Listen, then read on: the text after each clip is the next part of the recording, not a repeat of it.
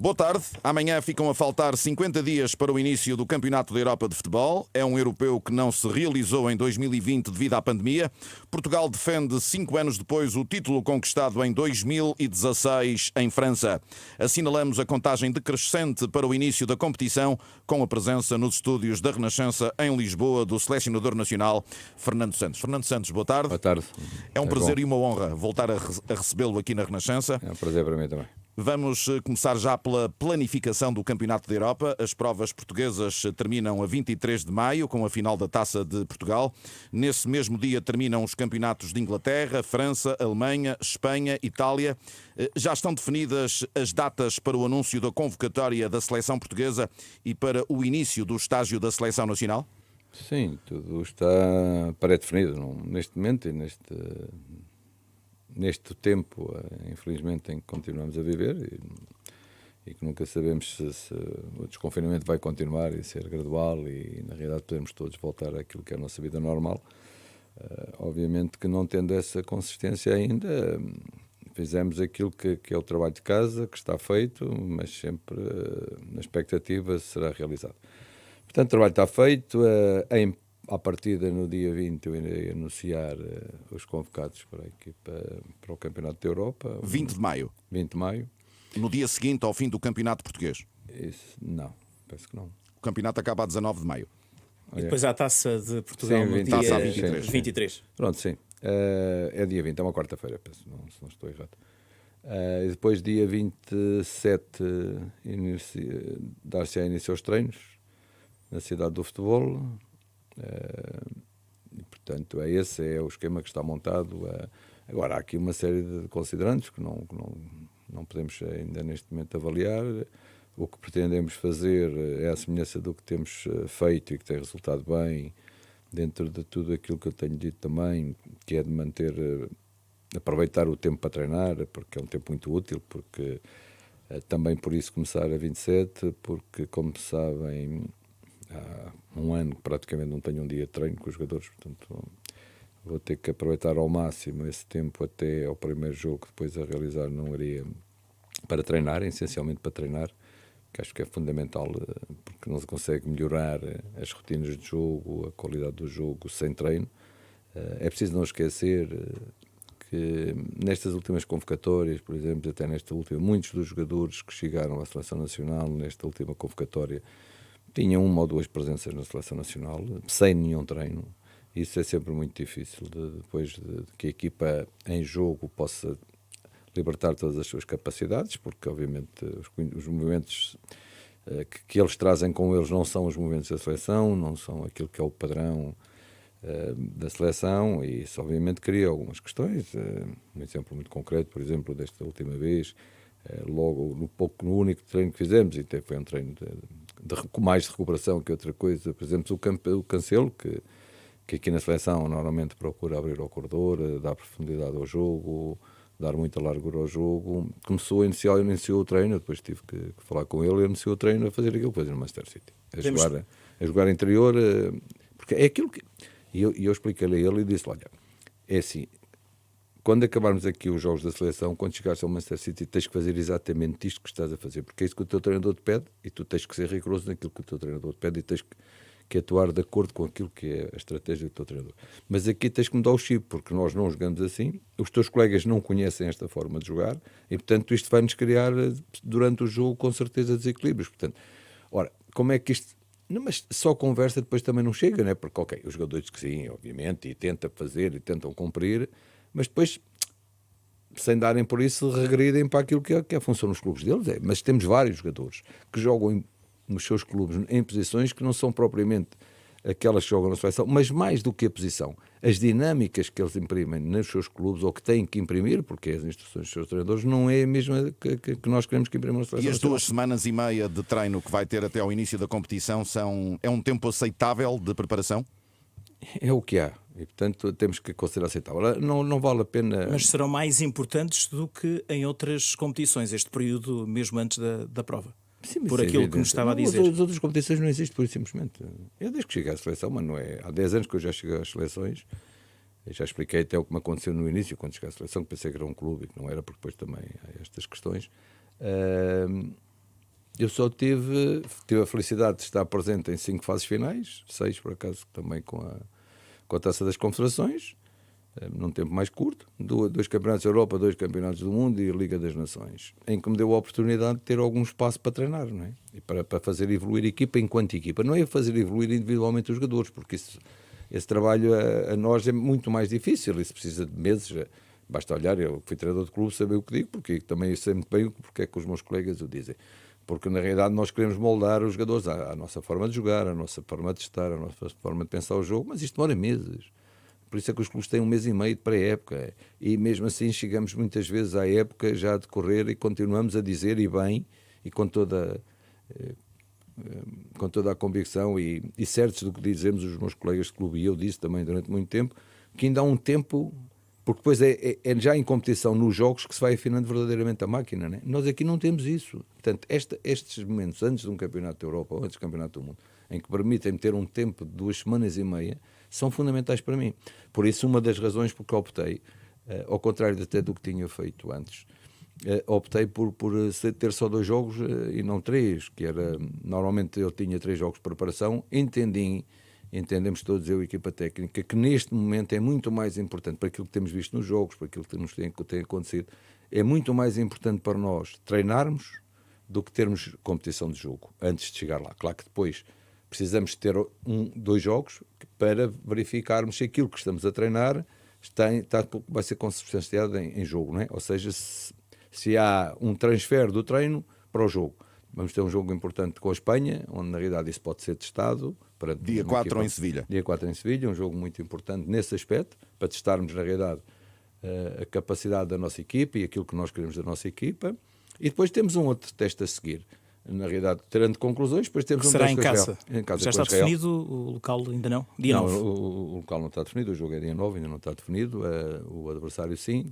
Tem a ver com procurámos encontrar um adversário que jogasse a 3, porque no plano puramente teórico, isto é tudo muito, muito teórico, mas nós temos que trabalhar com bases teóricas neste momento e não podemos aferir de outra forma. Nós iremos encontrar um adversário que joga a 4, conhecemos bem, a França, defrontámos muito recentemente, e depois 2 adversários que jogam numa base de 3, quer a Alemanha, quer a Hungria. Nos últimos jogos que realizaram, jogam com uma base de 3 defesas, mais 5 defesas, ou mais 3 defesas, como quisermos, mas o que é verdade é que jogam numa base diferente e, portanto, procuramos encontrar um adversário também que nos sirva para avaliar daquilo que será a nossa dinâmica perante um adversário que não coloca esse tipo de coisas, como aconteceu, por exemplo, agora na Sérvia, não é? E, portanto, procuramos atender a todos os pormenores e, dentro disso, é que criámos e montámos aquilo que é a preparação da equipa para o Euro. Mas o treino é fundamental. Ainda relativamente à logística, Fernando Santos, a seleção viaja de Lisboa expressamente para realizar os jogos ou vai ficar sediada numa cidade, saindo de lá para cada jogo do Campeonato da Europa? Não, o nosso centro de estágio vai ser na Hungria, em Budapeste. É aí que nós nos vamos concentrar. Nós viajaremos para Budapeste no dia 10, a seguir ao jogo do dia 9 com Israel. Viajaremos no dia 10 para Budapeste e essa vai ser a nossa base de treino. O quartel-general. O quartel-general. Não fazia sentido de outra forma. Analisámos todas as soluções possíveis.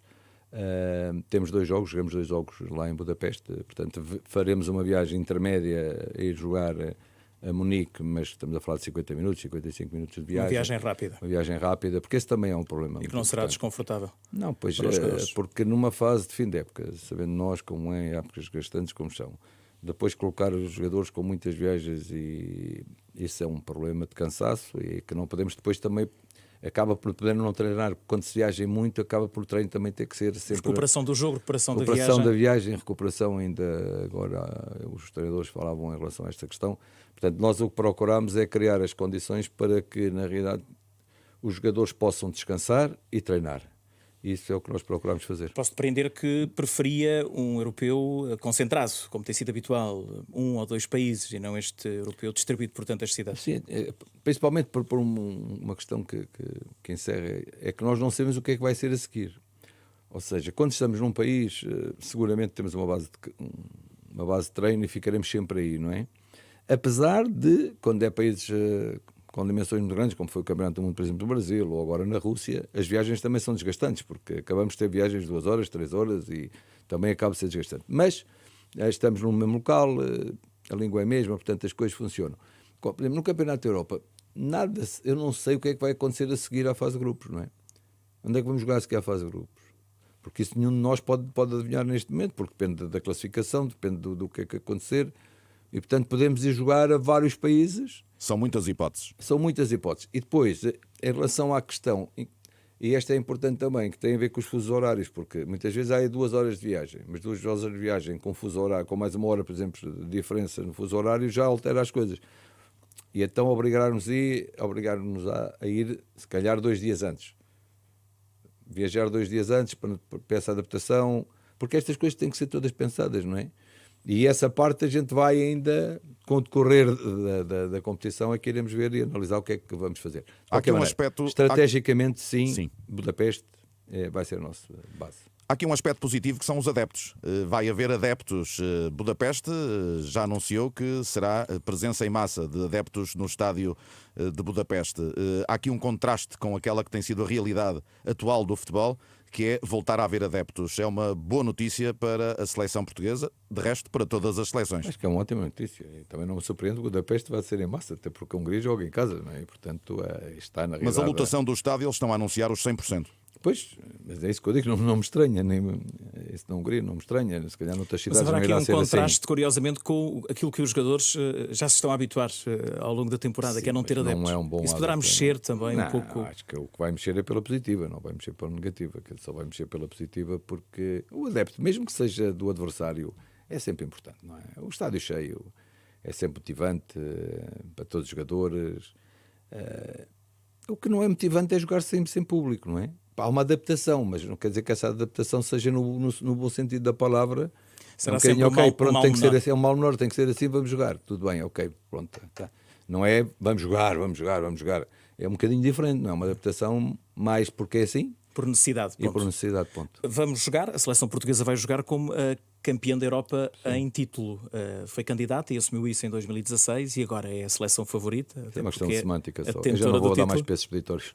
Não me leves a mal, mas eu não dou mais peso expeditório do candidato e do favorito e do feio e do bonito. Para mim essa semântica acabou, não vou...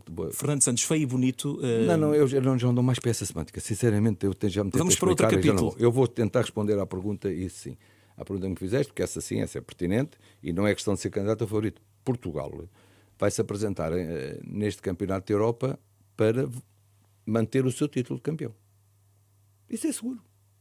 Isso toda a gente em Portugal sabe que Portugal vai ao Campeonato da Europa para fazer tudo para que o título de campeão europeu continue a ser na posse de Portugal.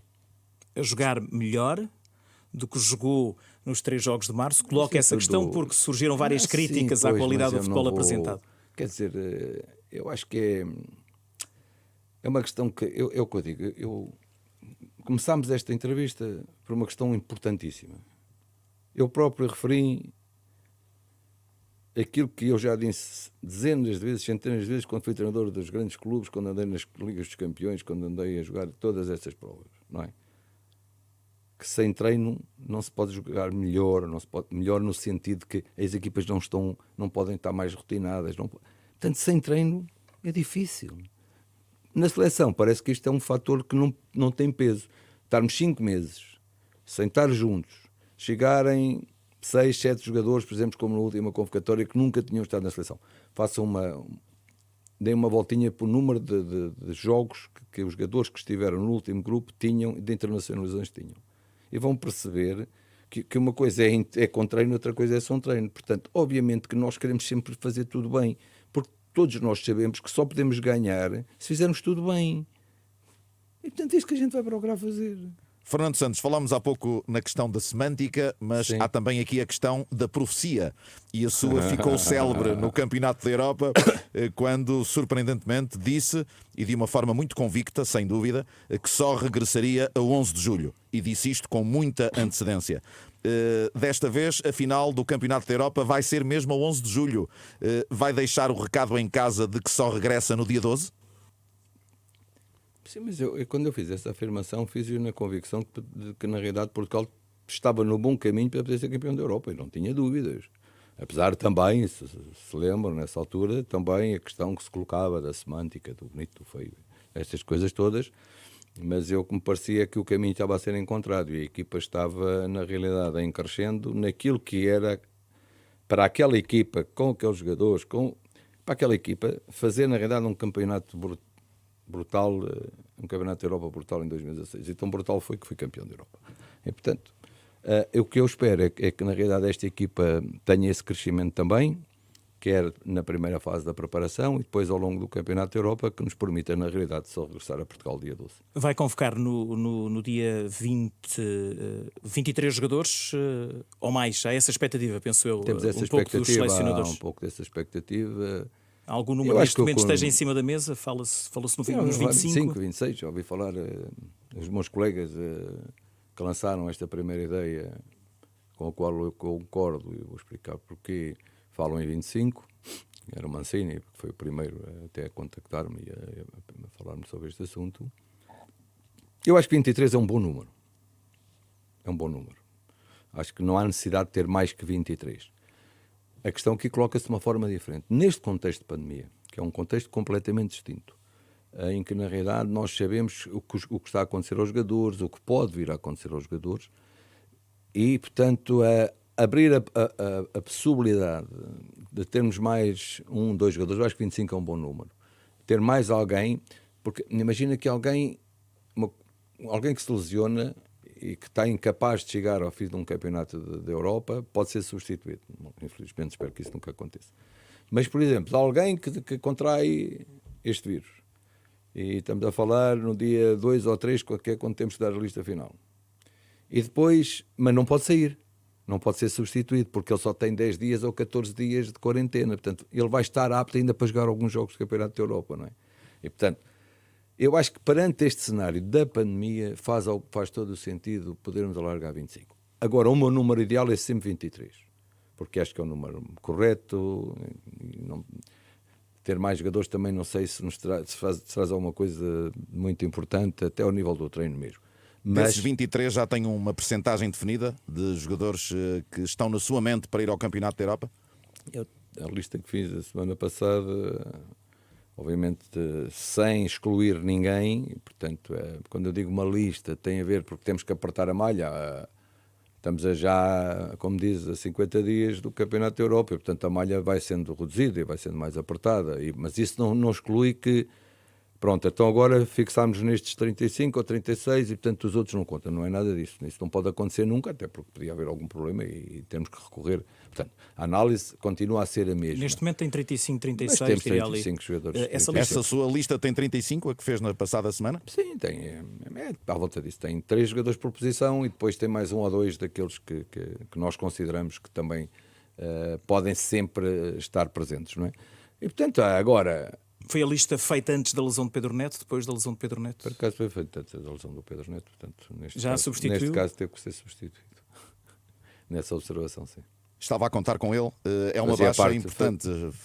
Tinha dado ótimas indicações nesta última operação. Obviamente que se eu o convoquei para as últimas operações da seleção é porque entendi que ele tinha capacidade e que tinha qualidade. Portanto, estava dentro desta lista. Agora, obviamente que numa fase final, e se for só com 23, temos que explorar todas as situações, porque depois montar 23, por exemplo, obviamente é aí sim, mas eu acho que 23 é o número correto. Mas montar com 25 é um bocadinho mais, não digo fácil, mas é um bocadinho diferente, porque se eu montar 23, 3 guarda-redes é obrigatório. Portanto, 3 guarda-redes temos que ter sempre. Sobram 20. Portanto, sobram 20. Sobram 22. E uma coisa, e pronto, quando sobram 20, nós temos que olhar se queremos levar 8 defesas, 6 médios, 6 avançados. Se queremos levar 7 defesas, 7 médios, 6 avançados. Como já fez, na altura, abdicando do central, com o Danilo, a poder jogar nessa posição. E esta é uma posição. construção que nós vamos ter que fazer, é construir um puzzle. Se tiver 25, se tivermos 25 jogadores, já estamos a falar 8, 7, 7. Bem, já parece que já fica tudo mais perto, não é? Em termos se calhar já não há necessidade de levar só 7 defesas, já se pode levar na realidade 8. Portanto, há aqui uma construção que é importante. Depois também aquilo que será o nosso padrão de jogo e que nós estamos a prepará-lo para trabalhar, obviamente sempre com planos alternativos, mas o plano de jogo que é aquilo que nós vamos treinar, que até aqui não temos feito, é aquilo que iremos treinar, o nosso plano de jogo, e depois de ter detalhado aquilo que é o nosso plano, claramente, que não vai ser muito diferente daquilo que fazemos habitualmente, obviamente, não faria nenhum sentido Mas depois de detalharmos, obviamente que depois aqui temos que encaixar as peças. Desses 35 nomes, Fernando Santos, algum desses 35 nomes nunca foi à seleção portuguesa? Há alguns jogadores sempre que nunca chegaram ainda à seleção portuguesa, mas eu percebo a pergunta e sei onde é que quer chegar, porque também não sou assim tão... Mas vai chegar lá na resposta, Fernando? Não, vou lá chegar na resposta. Vou lá chegar na resposta, porque o que eu digo é assim, como eu disse, nenhum jogador está excluído. Mas a probabilidade, e, portanto, que se percebem o que eu digo, nenhum está excluído, a probabilidade de irem jogadores que não estiveram na seleção portuguesa até agora é menor do que aqueles que já estiveram. Mas não é nula? Não, nula não. Portanto, nula nunca será. E nesses 35 também não é nula? E nesses 35 não é nula. E está algum jogador que poderá estar na fase final do Europeu de Sub-21, depois passar para a Seleção A? Não, isso não vai ser. Trincão, como irá resolver Não, essa questão? Quem ficar na seleção de Sub-21 vai ficar na seleção de Sub-21. E Trincão, Nuno Mendes já é um jogador de esfera de seleção A? ou ainda pode ficar Todos os ali nomes que entre uma e vocês outra falaram fazem parte desse lote. dos 35? Sim. O Fernando Santos no passado disse que não é um fervoroso adepto de jogadores naturalizados, mas também admitiu que há casos e casos. E houve o caso Diego Sousa na sua gestão como selecionador nacional. Pepe já vinha de trás. Otávio pode ser o segundo caso? É um jogador que está no seu radar, nos tais 35? Não sei, numa adaptação... vamos lá ver. Eu, jogadores que começam novos em Portugal e que... A experiência que eu tive, assumo toda a responsabilidade, e o Diego deu tudo o que tinha e tentou ser muito útil à seleção, mas na realidade também deu para perceber que quando chegas já à tarde é mais difícil, é sempre mais difícil. E portanto, por isso... O Otávio é mais novo do que Diego Sousa quando chegou à seleção. Claro, e portanto ainda tem muito tempo para poder chegar à seleção nacional. Mas ainda vai a tempo deste Campeonato da Europa ou será muito improvável? Eu respondi a essa pergunta um bocadinho atrás. De que forma? Nula não é a hipótese, mas também não é a percentagem, não é tão elevada quanto isso. É uma possibilidade em aberto. É uma possibilidade em aberto.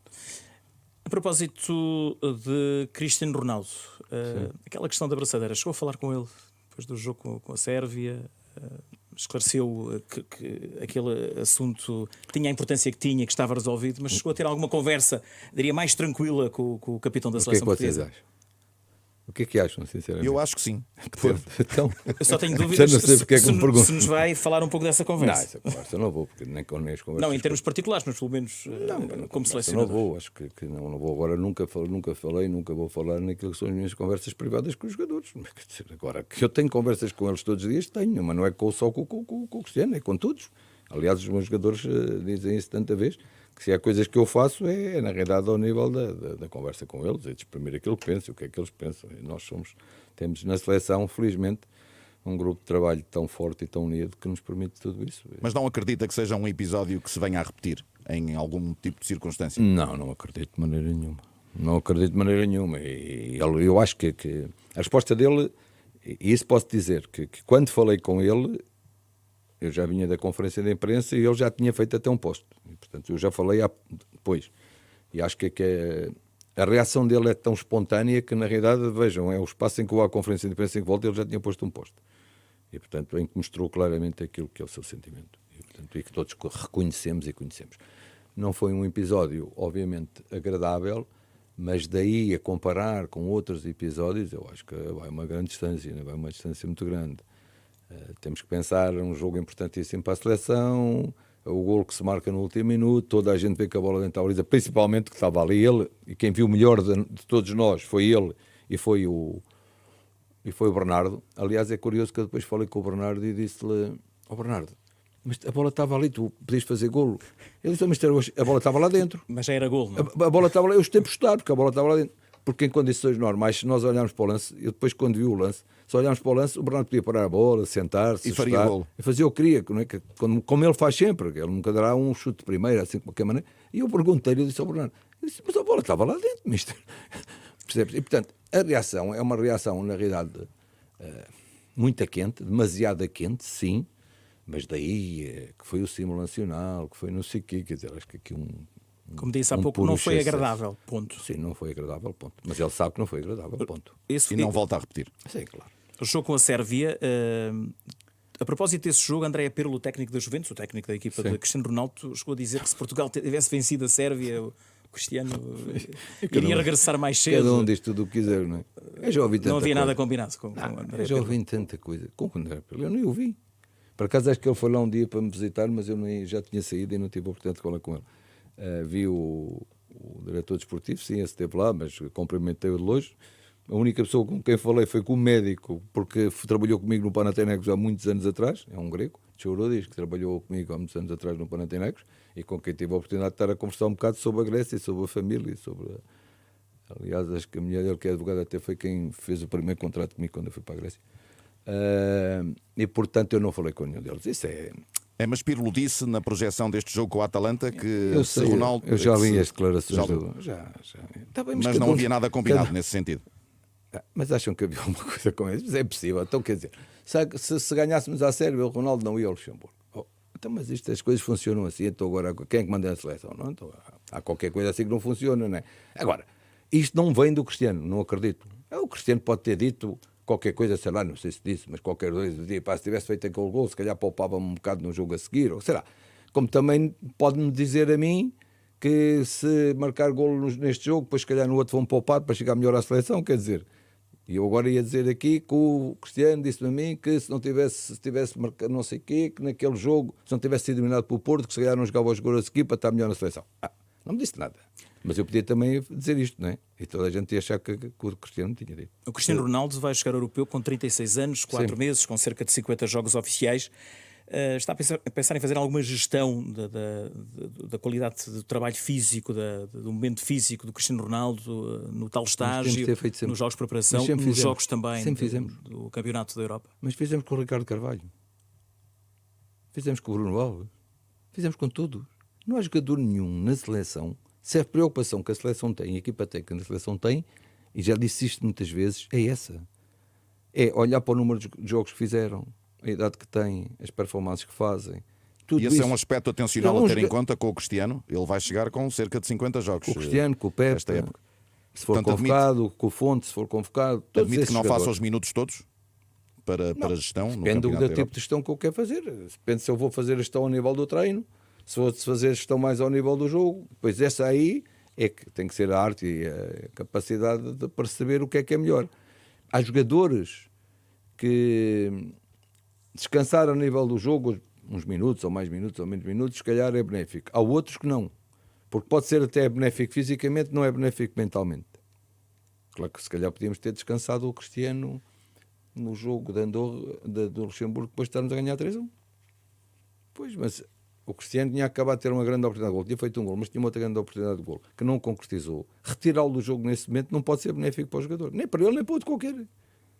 Porque quando falo nele, falo no Jota, ou no Neto, ou num outro qualquer.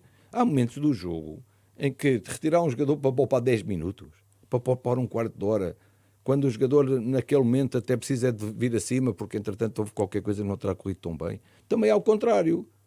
Portanto, esta gestão é uma gestão que se faz de olhómetro, não é? Essa coisa da teoria é uma coisa muito fácil. E é o que o jogo dita. O que a competição dita. Claro, por isso é que há bocado falávamos que visto ver um jogo na televisão ou vê-lo ao vivo é um bocadinho diferente, não é? E as características do Cristiano, Fernando Santos, olha hoje para ele como um 9 puro? É assim que ele vai jogar o próximo Campeonato da Europa? Puro nunca poderá ser, não é? Eu já disse isso muitas vezes, aliás, já alimentei uma discussão também uma vez, eu depois digo umas coisas... Mas ele hoje é um finalizador, já não é Sim, aquele jogador... Eu percebo o que estás a dizer, mas eu percebo muito já bem não tem aquela questão. explosão de outros tempos. Eu percebo bem a questão, mas já há um tempo. Já, ainda no Real Madrid, já nós sentíamos isso e conversámos muitas vezes sobre estas questões, que é o que eu digo. Com ele e com todos os outros, falamos como isto, com qualquer um deles. Se é melhor esta posição, se será melhor esta. Obviamente, porque com o passar do tempo há coisas que tu já não podes fazer igual, não é? Os defesas, principalmente os centrais, se perdem velocidade. Obviamente que a equipa vai ter que jogar mais baixa, não pode ser. Tem que encontrar um mecanismo para que isto não funcione assim, porque eu não quero que a equipa jogue tão baixa. Portanto, todas estas coisas. Mas o que eu respondendo à tua pergunta, à vossa pergunta, eu já uma vez alimentei esta questão de dizer que o avançado centro é uma coisa e os avançados são outra. Porque o Carmen Trindade, eu já disse aquilo que eu penso, me custa dizer o que penso. Sempre me disseram na escola primária do futebol, me disseram que o ponta de lança era logo mesmo a ponta da lança, não é? Ponta da lança, que era o Jardel, por exemplo, não é? Que jogava na área. O Jardel jogava num raio de 10 metros, 15 metros, 20 metros, não saía disto.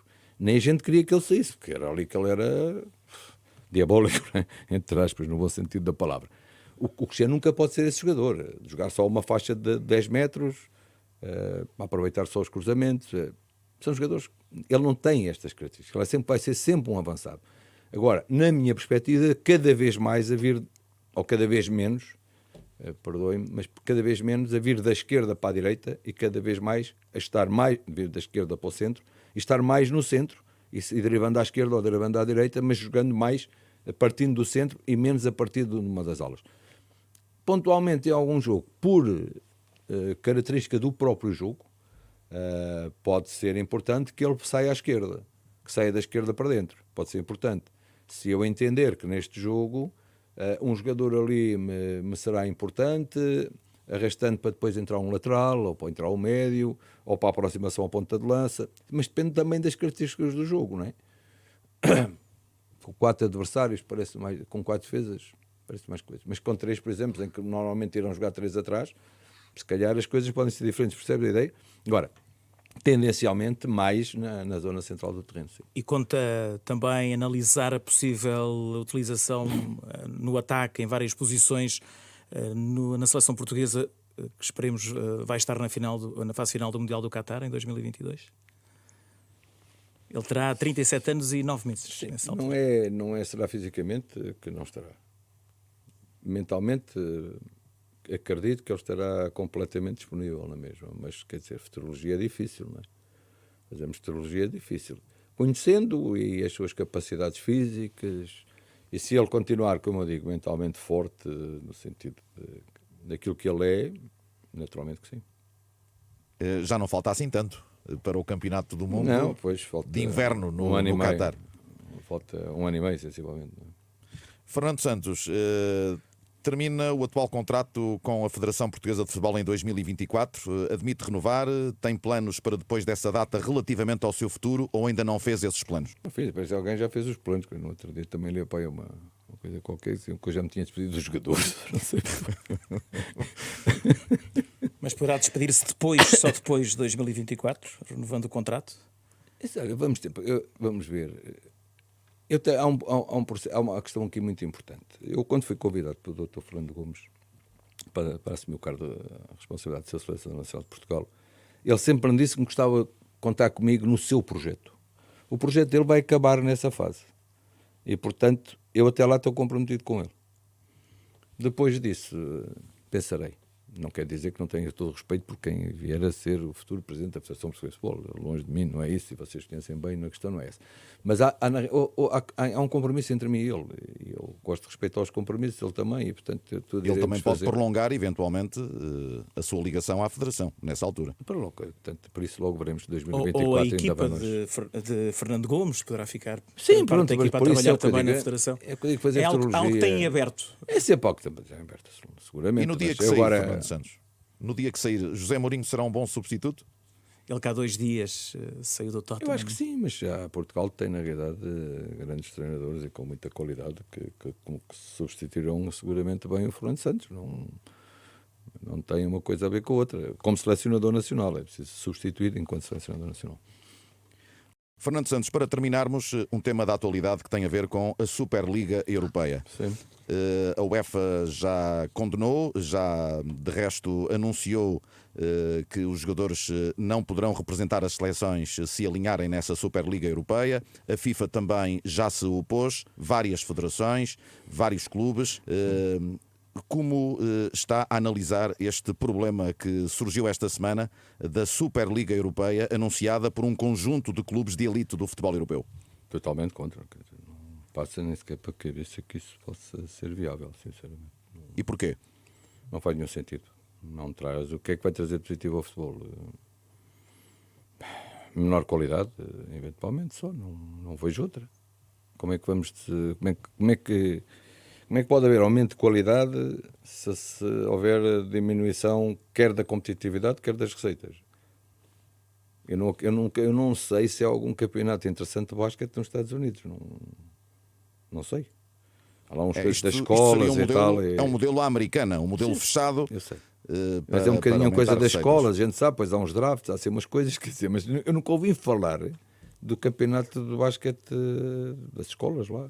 E, portanto, eu acho que sinceramente, retirar a ambição, a paixão que é das equipas que disputam os seus campeonatos, em primeiro lugar de ser campeões, não é?